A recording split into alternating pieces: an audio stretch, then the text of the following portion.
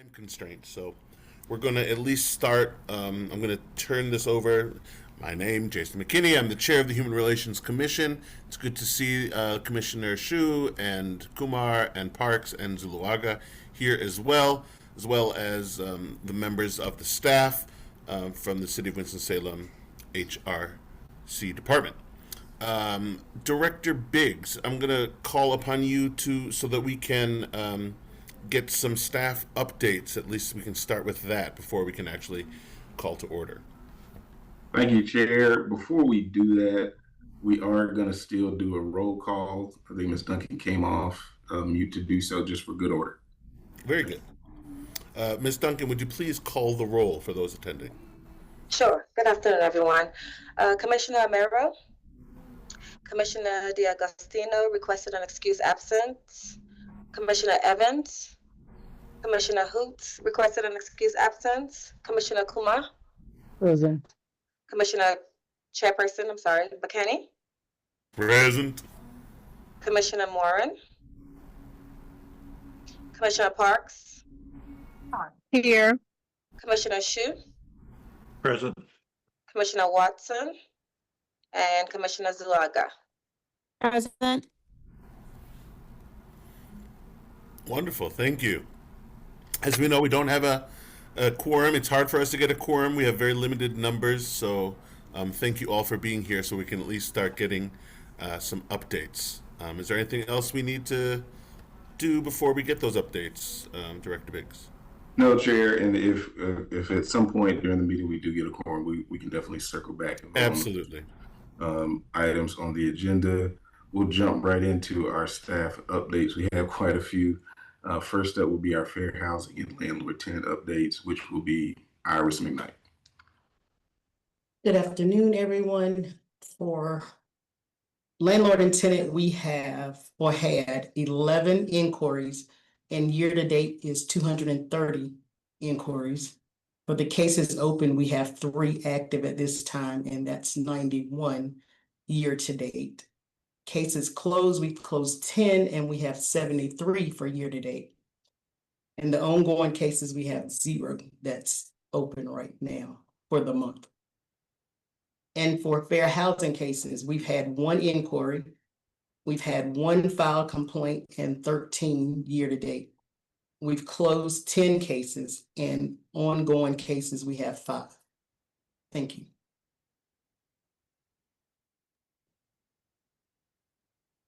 And just to give context for those numbers, especially on the fair housing cases, and we've done this in previous meetings, HUD gives us, as a fair housing assistance program, a projected expectation per fiscal year, performance year, of about 8 cases.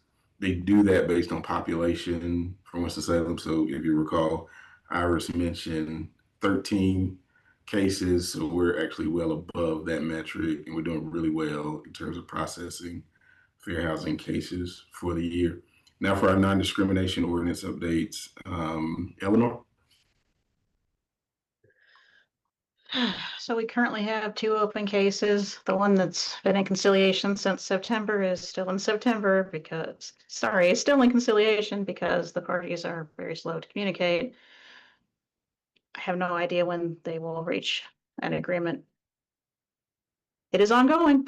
We have 1 other open case which just passed the 60-day mark because the respondent was not engaged with us. However, they have finally started engaging, so I hope to have that closed within the month.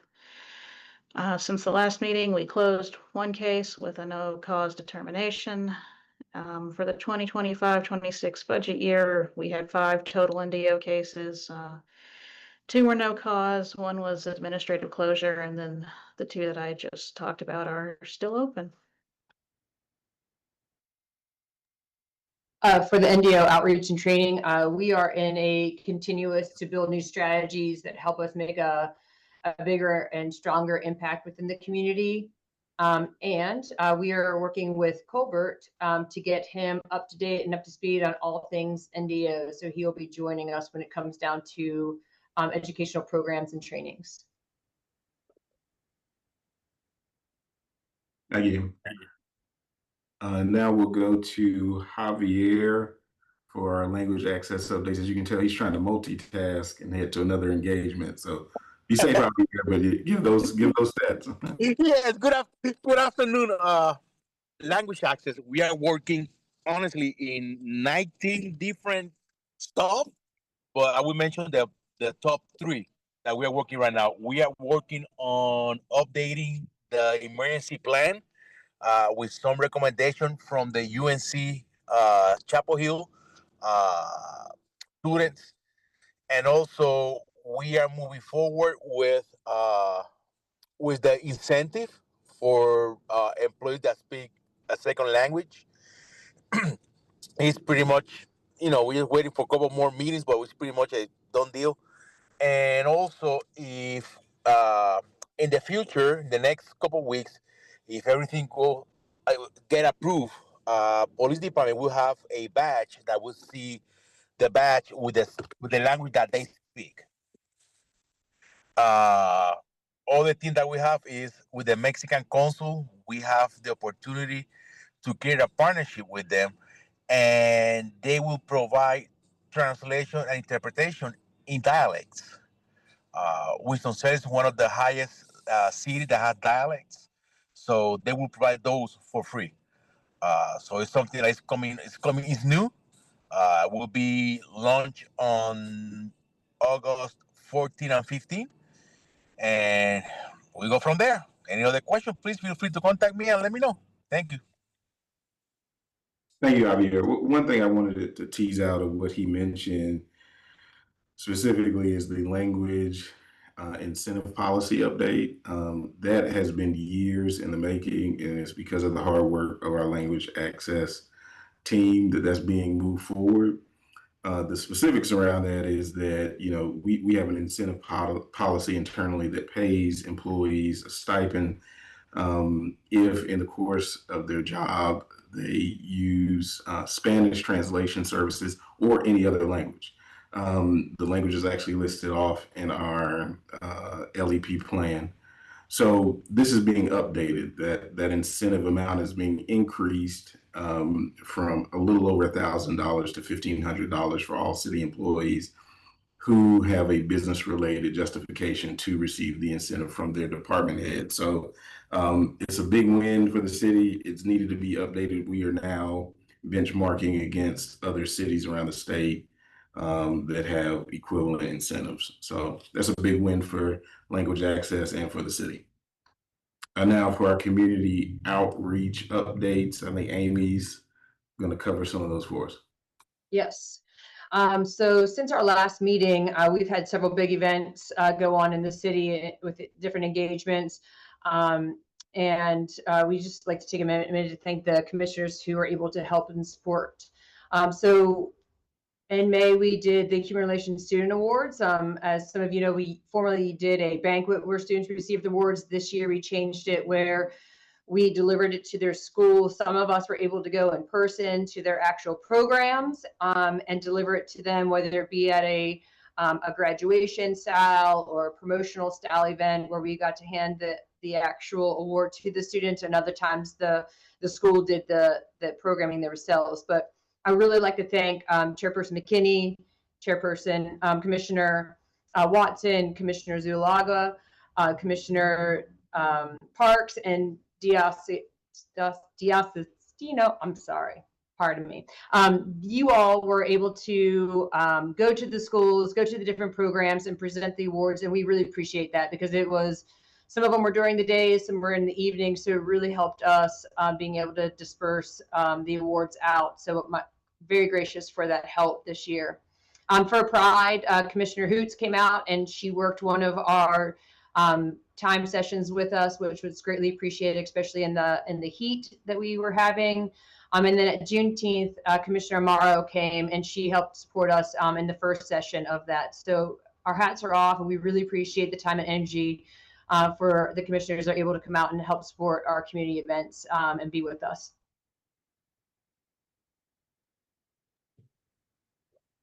Thank you, Amy. I want to give, well, we got everyone on the hot mic here. I want to give special thanks to Amy.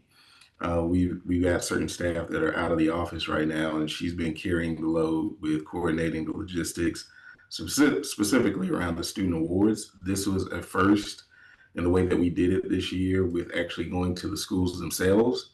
Heard great feedback. I think I spoke to Commissioner D'Agostino, and she really enjoyed engaging with the students and got to shake students' hands and go up and these awards historically have been presented at a banquet, which I thought was great, but this also gives us an opportunity to present these awards in front of the students' peers, which I think is a great concept as well, and kind of further ingrain ourselves in the school system and create those relationships. So thank you for all the commissioners, and thank you, Amy, for making that happen, Chair. Those are all of my updates for staff. Great, wonderful. We have another 14 minutes, but did anybody try reaching out to some of those commissioners that are not present to see if we could at least get a quorum to vote on our things? If not, I did. They didn't answer the phone. okay, That's very fine. good. I just wanted to make sure we at least tried. Great. As you know, we are having, we weren't able to meet last month, forgive me, for lack of quorum. This meeting right now is also in lack of quorum. We're having, difficult. We can't do the work for the department and for the city and for the people if we don't have a quorum. I know I'm preaching to the choir because you all are here, but we still have 2 vacancies on the commission. If you know of anyone who is thinking or willing to serve, I encourage you to push them to make sure that we can, have quorum and not be able to, sort of be floundering without being able to vote on things. As it stands now, we do have our meeting scheduled. I believe we are scheduled to have a meeting in July. Unless we can get a quorum to vote to not have a meeting, we're going to have to go ahead with that. Is that correct, Director Biggs? That's correct, Chair. We'll handle that as we usually do, which is to reach out the week prior to assess quorum. Again, we confirm those quorums, and I know folks have conflicts and things pop up last minute. It happens to all of us. So when we're floating right at quorum, it only takes 1 or 2 people to miss, and then we're right there. So thank you, Chair, for encouraging that. Again, we still encourage folks to submit that application online, which is, approved by the mayor and council to be added to the commission. We'll continue to communicate with the mayor's office to see if there's any interested folks that have submitted applications so we can get them added to the commission as well. But thank you, Chair, for doing that. If I may, Chair, there is one other thing I did want to mention to the commission. This is very new, and we don't have much information in terms of an official response from the city yet. We're still reviewing the information.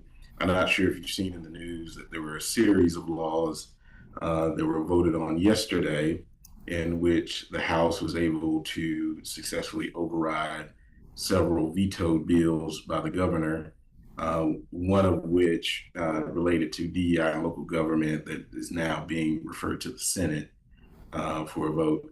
Only thing I'll say on that is that you're well aware that this office has made many changes over the last couple of years to be in compliance not only with the president's executive order, but the pending legislation that was just passed as well. We continue to be a compliance-focused office that also really proactively goes out into the community to communicate our services at various venues across the community, and we'll continue to do so. So I just want to put that on your radar. Once we know more as the city, we will give you as the commission an update because of the nature of your work and any official talking points and things that you can reference as a commission moving forward. That's heavy stuff. To be specific, because I'm not sure I was, this is House Bill 171, and there have been several articles written about that. Thank you, Chair. Thank you, Director. Yeah, I'm going to look into that. I think I've been more focused on the World Cup well, no, not really. But, yeah, I'm going to look into that and see how just to remain informed about what's on the docket and what our state legislature is doing. And we can send a link to the bill itself to the commission just for review. I think that's a great idea. Yes, Yep. please do that, so that we can continue to be a good support for the people in compliance with our legislature, which is very important. We do not want to be out of step with the law, which is very important. Okay, I'd like to open up the floor to any new business from any of our commissioners or from the staff. If there is something on your mind that needs to be addressed, I'll go first. Oh well, it has nothing to do with the commission, but my son plays professional football now down in San Antonio, so I've been going back and forth to that, which has been a lot of fun, but it's a little stressful. So we wish the San Antonio Toros just great success in the rest of their season. They have one more game this Sunday. If you're interested, it's on YouTube, and you can watch it. It's at 8 p.m. It's the United Football Media. I'm just wasting time to see if we might get a quorum, but it doesn't look like we're going to be able to get a quorum today. And I apologize for that. I really wish, but I'm glad to see you. At least we're on record for meeting and at least talking about business, though we are not able to vote on any business. I think there was a specific question in the chat about whether we met quorum with that addition. No, I think we needed one more. Carlin, you confirm if that's right, but I think we needed one more in order to reach that quorum, so we're still not there. Yeah, we need 7. And I think it was Commissioner Watson, but I don't know if she fell off. I don't see her now. I don't see her either. I've been looking, but we're not quite there. We need 2 more, and this is it's a little it's troubling that we're not able to to at least vote when we can. But as it is now, since we've been doing the meeting in person, meeting virtually, alternating, our next meeting in July would be in person. Would that be correct? That's correct. It would be slated to be an in-person meeting. Is there a possibility of, I think that we have more success when we have virtual meetings. Is there a possibility of calling that one for a virtual meeting, or would that have to be per our vote to be in person? I think logistically there is an option that if we aren't at quorum for in person, we could potentially do a virtual meeting, but we can definitely look at that as well. We'll look into that. Yes, we will definitely look at that as an option. Though it is fun to meet in person, sometimes it's just easier to meet virtually. Oh, there's Commissioner Watson. One more, and we've got quorum. Fingers crossed. Hello, Commissioner Watson. Thank you for joining. Unfortunately, we're still not quite at quorum, so we're still not able to vote on things. But I'm so glad you were able to come on and at least be present for now. We did have some updates, and I encourage you to look at the recording. Oh, are we recording this meeting?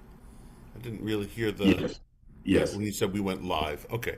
So you can get the updates from there, and then there will be minutes that will also be sent, and you can review them. I'm looking. We've got 14. One more person, and then we can quickly vote on things, but I don't think we're going to get there. But that's okay. Let's see. Any other new business? And Chair, if there is no new business, you don't have to go to that 6 p.m. time. You're more than welcome to close out the meeting at your discretion. I just enjoy being with all of you and seeing your wonderful smiling faces.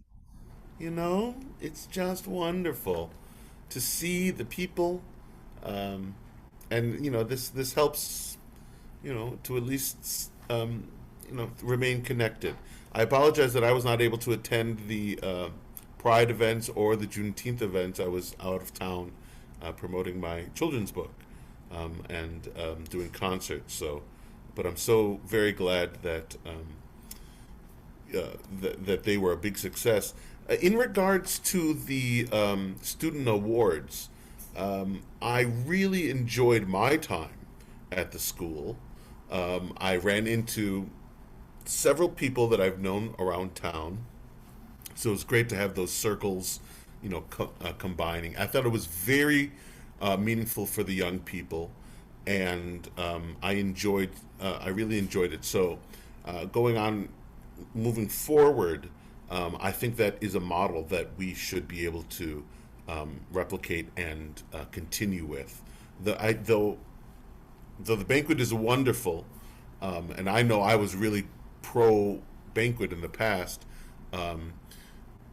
because of what the school was able to do for a very meaningful event for all of the students, not just the award recipients. It did satisfy my desire for it to be a very special occasion for the young people. So, kudos to the staff for making that happen, for the department for making that happen, and then also for the school for doing that. So, very good. Well, anything else before I just wave goodbye to you all? Well, I would like to give an update on my student presentation. Yes, please. Thank you. It was really enjoyable going to Ward Elementary. Of course, the student was totally surprised, but the support from the young people being proud of their peer was really, really what took my breath away. And I stayed for the entire ceremony because I ended up being on stage as opposed to being out in the audience. Mm-hmm. And connecting with Principal Wilson there at Ward, who I already knew from my prior employment working within the school system. But just being in that entire atmosphere was just really, really nice. There was a choral presentation for the young people, and one young lady who had the lead, she got a little nervous.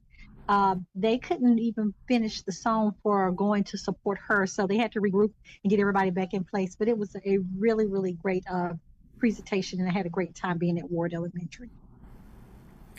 Thank you, Commissioner Watson. Indeed, I agree. It's very meaningful to go into the community and see just the great work that the schools are doing to support the young people. We can echo that by giving these awards, but to see firsthand how the students are supporting, how the schools are supporting the students, and as you said, how the students were supporting the students, I think was really worthwhile. I was the person that I was there with, Mr. Spencer Aubrey, asked the students for a few things, what were the highlights, and there was a great answer that he just did not get to hear, and he moved on with his presentation. So when I got up, I was able to single out that young person for a wonderful response that he had, talking about community events and communication, global communication. I thought it was really, really worthwhile to make sure that this young person actually got a little bit of accolades and get noticed by myself and, by extension, the rest of the assembly. So that's great. Anything else? Well, Chair, since you advocated to stay on here, I'm going to make it just a little longer, if I may. I did want to highlight Colbert hadn't had a chance to speak yet, but his work with the College Advisory Board, since we're on the topic of youth engagement and the importance of the Human Relations Commission and how that has synergy with our other boards and commissions. One of the ideas we've been exploring, and I'm sure everyone here has seen the topics in the news related to youth curfew, youth opportunity, and positive outlets for youth. We want to just give Colbert a chance to talk about some of the things that we're kind of talking about in this upcoming year related to College Advisory Board and maybe their work related to youth opportunity. Colbert. Appreciate the opportunity to speak on this. So with the College Advisory Board, for you all that are possibly not aware, we essentially gauge interest from different universities and colleges around here. And we see what students will be potentially interested in joining a group of a collective cohort where they do research typically on something within the city to present to city council. Recently with, as Jelani mentioned, recently with the youth conversations that are going on, we're possibly thinking about having them partner up with different aspects and different places within the city to do a research project on opportunities, interest, and things of that nature that could benefit students, college students and youth alike. And so we're just looking to mainly gauge a better understanding of what students are looking for, and get a better understanding of how we can assist as a city and as a department. Thank you, Colbert. Part of the launching pad for this, right now, the mayor has a youth employment initiative that's going on right now for the summer, where they've kind of gotten employers from around the city to really look at youth opportunity employment, to give them positive outlets and things that they can be doing constructively during these summer months.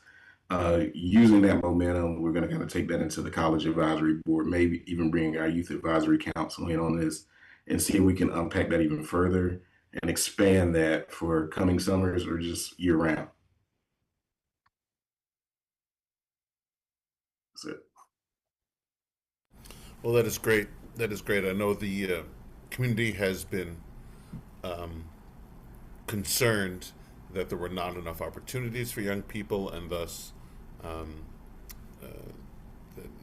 that young people were being left out and didn't have enough to do, and thus might be prone to being disruptive if they were not cared for by the community. So I'm so glad to hear that there are more opportunities and more thought and more attention to that. Very good. Well, I love seeing all your smiling faces. I hope you stay cool and that everyone remains happy and everything is wonderful in your lives. I'm so sorry that we were not able to vote, but I look forward to seeing you all next month. It'll be right after my birthday, so I encourage you all to sing me happy birthday as a group chorus. That would be great.